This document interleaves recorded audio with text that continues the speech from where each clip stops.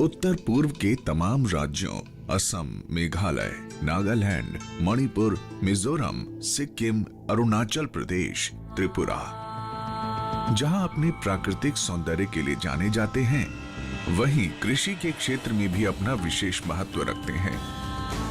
पूर्वांचल राज्यों में होने वाली अलग अलग किस्मों की फसलें अगर आप तक एक ही कार्यक्रम के जरिए पहुंचे तो उस कार्यक्रम का नाम है बढ़ते कदम।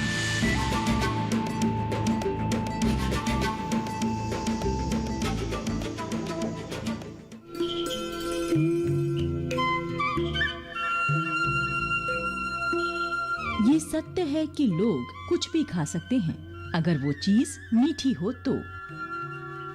गन्ने से बने चीनी और गुड़ शायद ये दो ऐसे उत्पाद हैं जो मिठास के लिए सारी दुनिया में सबसे अधिक उपयोग में लाए जाते हैं।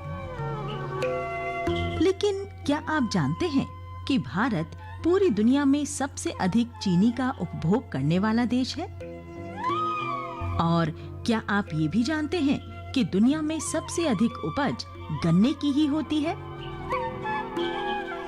अकेले भारत में गन्ने का वार्षिक उत्पादन 35 करोड़ मीट्रिक टन है। लगभग 2.25 लाख से अधिक किसान भारत की कुल 44 लाख एकड़ भूमि पर गन्ने की खेती करते हैं और 11 लाख से अधिक आबादी भारत में प्रत्यक्ष या अप्रत्यक्ष रूप से गन्ने की खेती से जुड़ी है। कहा जाता है कि गन्ने की उत्पत्ति मूल रूप से न्यू गिनिया में हुई, जहां से ये दूसरे देशों में फैली। हालांकि भारत के संदर्भ में कहा जा सकता है कि भारत में गन्ने की खेती वैदिक काल से की जाती रही है। यहाँ गन्ने को दो मुख्य समूहों में बांटा जा सकता है। एक है बर्बरी और दूसरी को अफिसिनेरम कहते हैं। अफिसिनेरम की वास्तविक रूप से उत्पत्ति भारत, चीन, म्यांमार के सीमांत क्षेत्रों में हुई।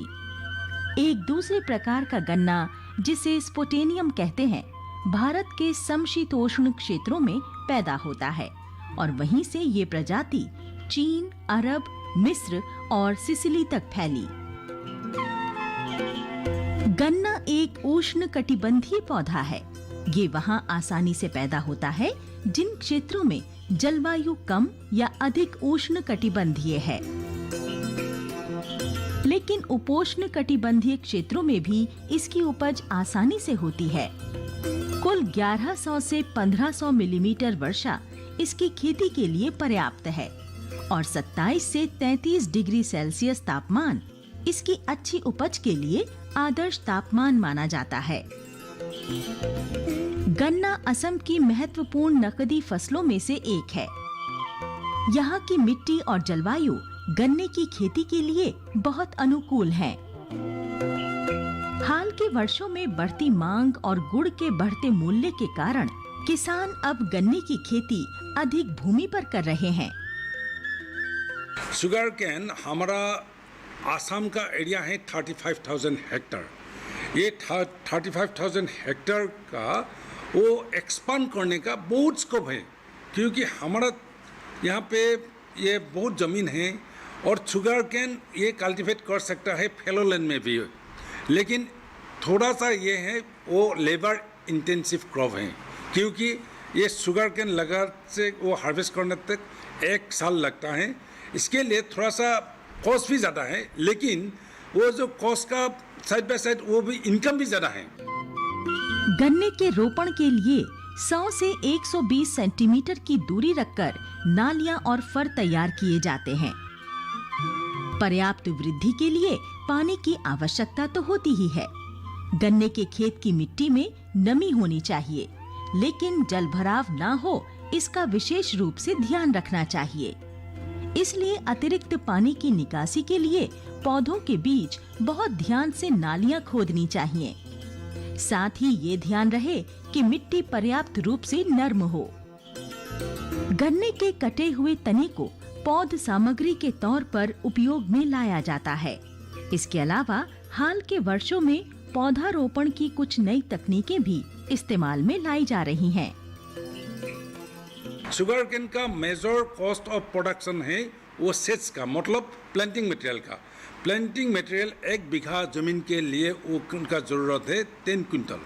मतलब ये इतना प्लांटिंग मटेरियल का वो जो कॉस्ट होगा, इसके हटाने के लिए वो भी एक नया टेक्निक आ गया, ये 1 आई टेक्निक। मतलब हम जो शुगर केन का प्लांटिंग मटेरियल लगाता है वो पूरा ये प्लांट का वो जो टेंडर पोर्शन को 5.5 आई रख कर लगाता है। लेकिन अभी ये जो टेक्निक आया है वो टेक्निक हटा है सिंगल आई टेक्निक। मतलब एक आई का वो काट कर हाई डेंसिटी प्लांटिंग लगाता है। लेकिन यहाँ पे वो क्वांटिटी इज़ वेरी लेस, मतलब कम प्लांटिंग मटेरियल से वो प्रोडक्शन ज़्यादा कर सकता है। और नया जो वैरायटी है कोम्बेतुर वैरायटी है, वो जो नया वैरायटी का शुगर कंटेंट भी ज़्यादा है। पौधों के अंकुरित होने के बाद मिट्टी को कुदाल का प्रयोग करके और नर्म किया जाना आवश्यक होता है।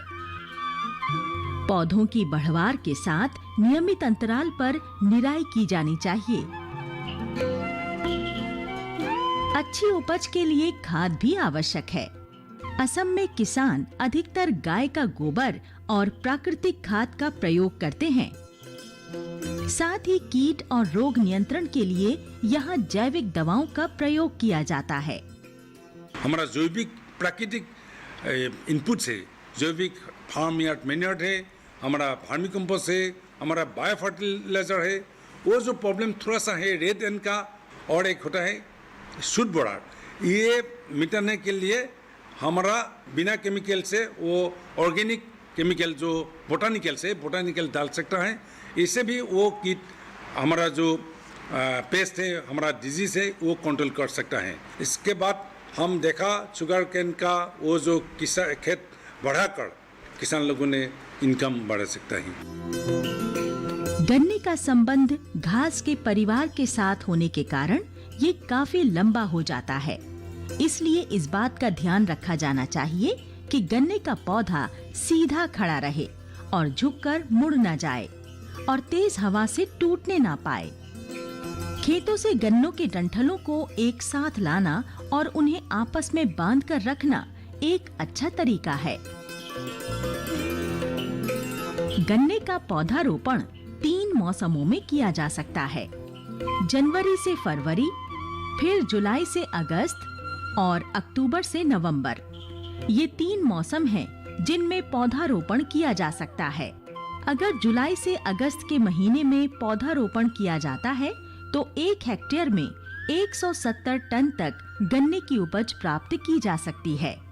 और इसके विपरीत अगर पौधारोपण जनवरी से फरवरी के महीनों में किया जाता है तो उपज सबसे न्यूनतम रहती है, यानी 1 हेक्टेयर में केवल 100 टन। गन्ना सूर्य के प्रकाश में तेजी से वृद्धि करता है। लगभग 7 से 9 घंटे की चमकीली धूप गन्ने के लिए बहुत लाभदायक है।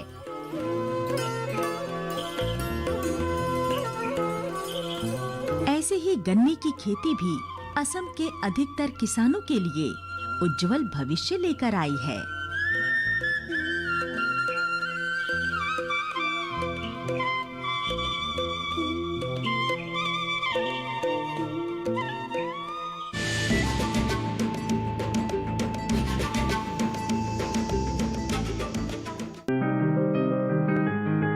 बीमारियों से कैसे बचेगी फसल?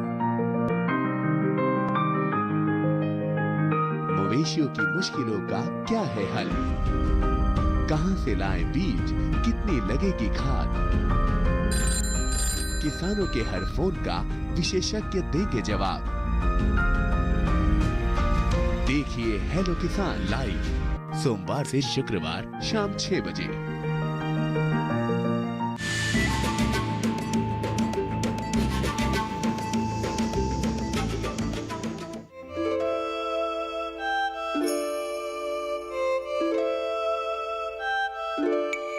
इस वास्तविकता को कोई बदल नहीं सकता कि भारत की अधिकतर आबादी मूल रूप से कृषि पर निर्भर करती है।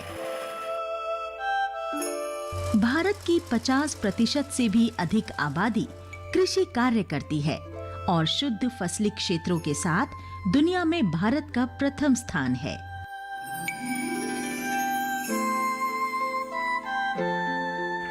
भारत में बहुत से किसान अपनी रोजी रोटी के लिए पशुपालन पर निर्भर हैं, क्योंकि पूरी दुनिया के लगभग 25% पशु भारत में पाए जाते हैं।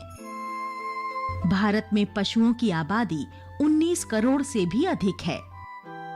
इसके अतिरिक्त 11 करोड़ से अधिक विभिन्न प्रजातियों की बकरियां, 44 करोड़ भेड़ें, 1 करोड़ सूअर और 7.5 करोड़ जल भैंसें पाली जाती हैं। इसी के साथ भारत दुनिया में तीसरा सबसे बड़ा अंडा उत्पादक देश भी है और मुर्गी के मांस में छठा स्थान प्राप्त है। स्वतंत्रता प्राप्ति के बाद भारत एक व्यापक कृषि कार्यक्रम विकसित करने में सक्षम था। इसी के साथ कृषि विज्ञान केंद्रों की स्थापना का कार्य भी पूरे देश में किया गया। आइए देखते हैं कि अरुणाचल प्रदेश के दूर दराज इलाके में स्थित कृषि विज्ञान केंद्र काम कैसे करते हैं। अरुणाचल प्रदेश के पश्चिम कामेंग जिले में एक गांव है दिरांग। यहाँ की अधिकतर जनसंख्या बौद्ध धर्म की अनुयायी है। हम अपने इस कार्य की शुरुआत एक बौद्ध गोम्पा से करते हैं, जो एक बहुत नयन अभिराम स्थान पर स्थित है। किसी दूसरे कृषि विज्ञान केंद्र की तरह दिरांग में ये विशेष रूप से एक कृषि विस्तार केंद्र भी है, जो भारतीय कृषि अनुसंधान परिषद और स्थानीय किसानों के बीच एक कड़ी के रूप में कार्य करता है। ये भारतीय कृषि अनुसंधान परिषद की वित्तीय सहायता से अरुणाचल प्रदेश के कृषि विभाग के अंतर्गत वर्ष 2005 में स्थापित किया गया था। जो मेन एक्टिविटीज़ है हमारा, वो ट्रेनिंग एंड डेमोन्स्ट्रेशन और transfer of technology. Transfer of technology means जो भी नई नई एक्टिविटीज़ टेक्नोलॉजी यूनिवर्सिटीज़ हो गया या किसी इंस्टीट्यूशन से जो भी रिलीज़ किया जाता है, ICR इंस्टीट्यूशन से, वो फार्मर तक पहुंचने में थोड़ा टाइम लगता है। इसलिए वो सारी टेक्नोलॉजी हम लोग को दे दिया जाता है कृषि विज्ञान केंद्र को, और हम लोग खुद और अपने सब्जेक्ट मैटर स्पेशलिस्ट, जो कि सारे KVK में 6 सब्जेक्ट मैटर स्पेशलिस्ट का प्रोविज़न रखा गया है, ये लोग फार्मर के बीच में जाते हैं, ट्रेनिंग और डिमॉन्स्ट्रेशन के थ्रू ये टेक्नोलॉजी को डिमॉन्स्ट्रेट करते हैं।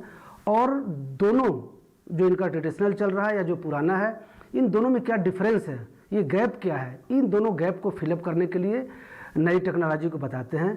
KVK प्रशिक्षण शिविर आयोजित करके और मौसम की जानकारी और बाजार मूल्य निर्धारण पर सलाह प्रदान करके किसानों की सेवा कर रहे हैं।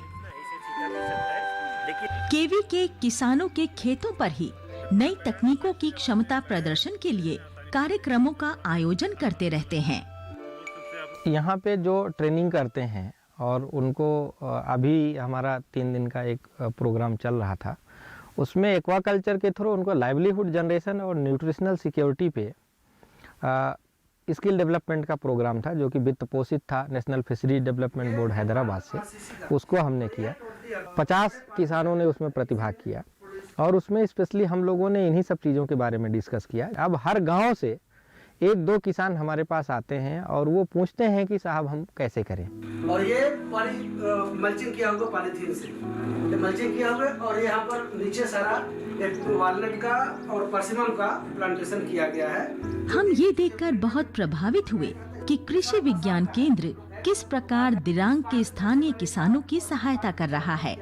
अगर कृषि के दृष्टिकोण से देखा जाए तो कामेंग में विविधता दिखाई देती है और इसमें बहुत सी चुनौतियां भी हैं। किसानों के पास अधिकतर थोड़ी सी भूमि है और उस पर मौसमी परिस्थितियां अलग अलग स्थानों पर अलग अलग हैं। ऐसे में किसानों को तकनीकी सहायता की आवश्यकता है। जो अरुणाचल का एग्रो क्लाइमेटिक कंडीशन है, वो एक्चुअल में 3 पार्ट में बटा हुआ है। फुट हिल है, मिड हिल है और टॉप का हिल है। और एक्चुअल में अलग अलग टोपोग्राफी होने की वजह से हार्टिकल्चर में इसका काफ़ी कुछ होता है। यहाँ पे आपका फ्रूट भी है, तमाम तरह के फ्रूट, ऐसे फ्रूट जो हाई टेम्परेचर में लो एरिया में होता है, वो भी यहाँ पे होता है। मोस्टली जो है आपका कीवी है, एप्पल है, परसिमम है, वॉलनट है, ऑरेंज है। इस यहाँ के लिए बहुत ही सूटेबल क्रॉप है और बहुत अच्छा इसका परफॉर्मेंस है।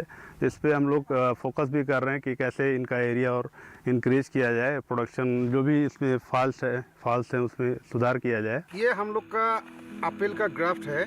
हमने यहाँ एक कृषि वैज्ञानिक द्वारा प्रदर्शित की गई ग्राफ्टिंग तकनीक को देखा।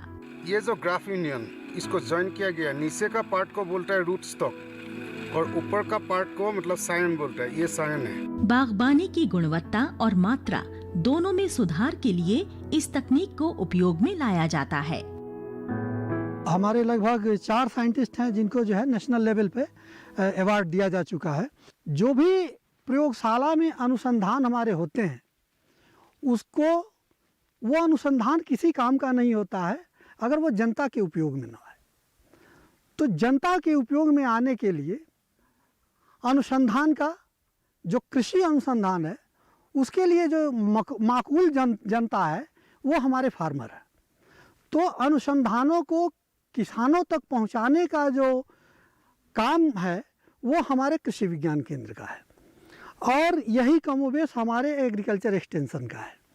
चूँकि फार्मर और रिसर्च सेंटर के बीच में हमारा कृषि विज्ञान केंद्र एक जो है पुल का काम करता है, जिससे कि अनुसंधान जो रिसर्च सेंटर पे हुए हैं, एग्रीकल्चर यूनिवर्सिटीज़ में हुए हैं या आपके IARI में हुए हैं हमारे, वो सारे अनुसंधान किसानों के प्रक्षेत्र तक पहुंच जाएं, इसके लिए केवीके हमारा एक कड़ी के रूप में काम करता है। तो हमारा काम मूल रूप से लोगों में जागरूकता फैलाने का है और सेल्फ हेल्प ग्रुप के माध्यम से हम किसानों की जो मूलभूत समस्याएं हैं उनको हम उन्हीं के गांव में उन्हीं के द्वारा फाइनेंशियल स्तर पे सॉल्व करने का प्रयास कराते हैं। उसमें हमारा केंद्र जो है अग्रणी भूमिका निभा रहा है।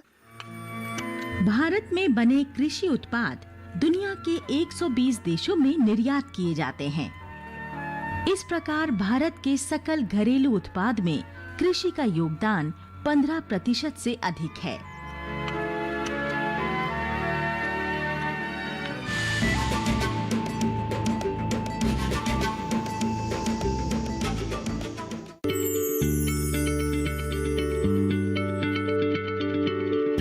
क्या आप किसी बीमारी से परेशान हैं? चाहते हैं डॉक्टर की सलाह? तो हम हैं आपके साथ, बताएंगे आपको जीने की राह। समस्याएं आपकी, समाधान देश के मशहूर विशेषज्ञों के। घर बैठे बात करें देश के जाने माने डॉक्टरों से। हमारे लाइव प्रोग्राम स्वस्थ किसान में हर शनिवार शाम 6 बजे से 7 बजे तक।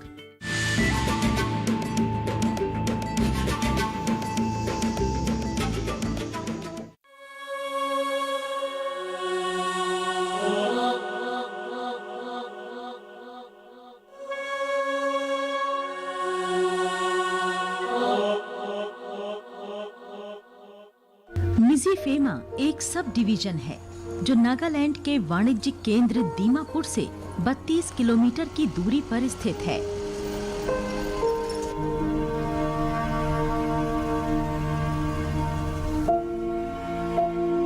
यहाँ के ग्रामीणों का मुख्य व्यवसाय खेती ही है और धान यहाँ की प्रमुख फसल है।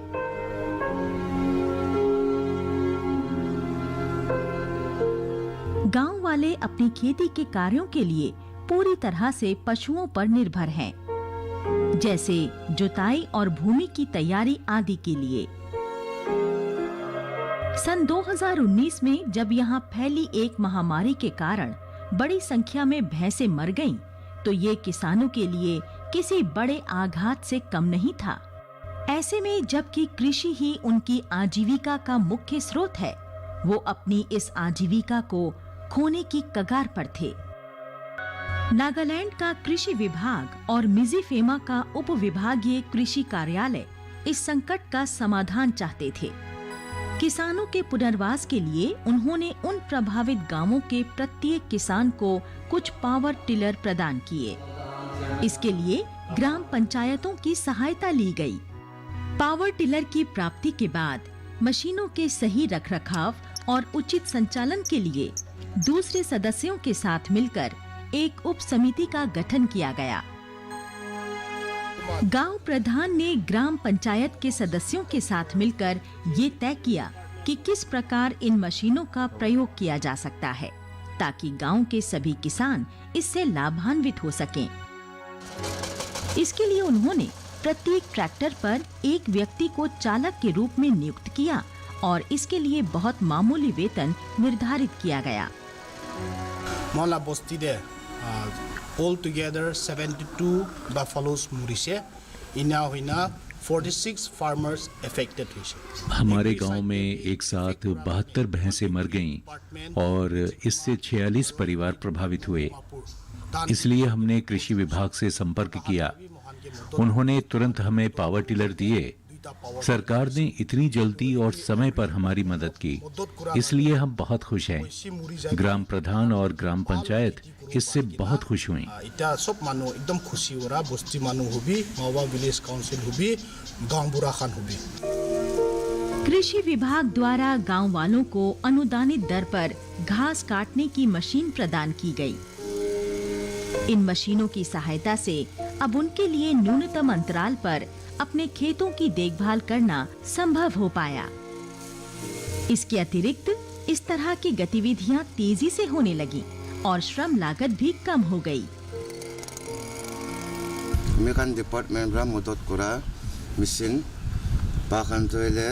अब मशीनों के मिल जाने के बाद हम बहुत कम समय में खेतों की जुताई कर लेते हैं और इससे पैसों की बचत भी हो रही है। सरकार ने भी एक थ्रेशर मशीन उपलब्ध कराई है। इस मशीन की मदद से छिलका और दाने अलग अलग निकल आते हैं और इससे भूसा बन जाता है। इसमें श्रम भी कम लगता है। केवल 2-3 लोग ही पूरा काम कर डालते हैं।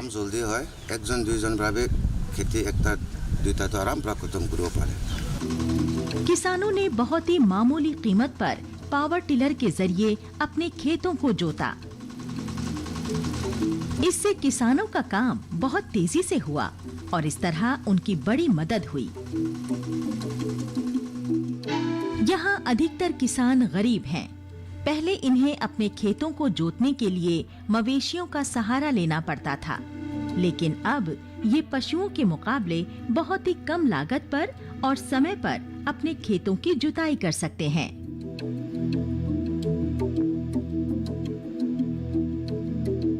In the year 2019, when an epidemic broke out in this area, most of the buffaloes in the village died.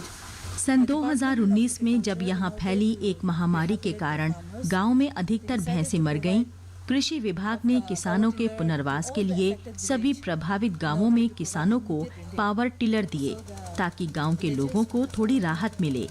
They all received the power tillers from the department, and after getting the machines, they made resolution how to run about for maintenance of the machine. मशीनें मिलने के बाद उन्होंने मशीनों के रखरखाव के लिए प्रबंध किया। अब उन मशीनों की सहायता से किसान समय पर जुताई कर पाते हैं। To continue the cultivation of paddy. In that way, like the most of the villages got benefited. इन मशीनों से उनकी बड़ी मदद हुई है। इन्होंने अब यहाँ तक कि रबी की फसल उगानी शुरू कर दी है। इससे इनकी आय में भी वृद्धि हुई है। It is benefiting them in double ways because they are practicing now double cropping, which will ultimately help them to earn double income. Tiller की उपलब्धता के कारण किसानों के दक्षता स्तर में भी वृद्धि हुई है। अब यहाँ के किसान मटर और सरसों जैसी रबी फसलों की खेती भी कर रहे हैं, जिससे इनकी आय दुगनी हो गई है।